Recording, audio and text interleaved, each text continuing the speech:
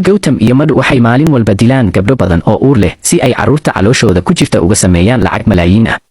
Markii ay Yashoda ogaatay arrinkan, xanaaq dartiis ayay mindi qoorta ka saartay Madhu. Gautam ayaa soo galay, laakiin Yashoda weli ma ogana inuu isaguna qayb ka yahay shirqoolkan. Gautam wuxuu adeegsaday xeelad dhagarta ku dhisan si uu Madhu u badbaadiyo, isagoo Yashoda ku marin habaabinaya hadal macaan. Si degdeg ah ayuu mindidii uga dafay Yashoda wuxuuna ku qabtay qoorteeda. Waqtigan ayay Yashoda si dhab ah u fahantay in Gautam uusan ahayn badbaadiye, balse uu yahay maskaxda ka dambaysa dembiyadan foosha xun.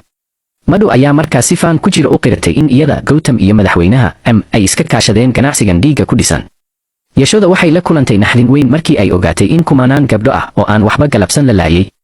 Haddaadan weli follow isoo dhihin follow dheh muuqaalka like saar share garay. Madhu waxay Gautam ku tidhi, gabadhan adigu sii hay, anigu shir muhiim ah ayaan leeyahay. Kadibna waxay tagtay howl weyn oo ay qaab maqal iyo muuqaal ah kula hadlaysay ganacsato caalami ah. Waxay ganacsatada u sharaxday sirta badeecadooda iyadoo tiri, dawadan quruxda waxaa laga sameeyaa carruurta uurka ku jirta ee aan weli dhalan, waana inaanay marnaba qoraxdu u soo bixin hooyada, sidaa darteedna halkan ayaan ku haynaa. Waxay sii raacisay, waxaan beegsanaa gabdhaha saboolka ah anagoo lacag tusayna, kadibna iyaga iyo carruurtaba waan ka faa'iidaysanaa. Yashoda ma aqbali doontaa dhimashada mise way dagaalami doontaa? La soco qaybta xigta.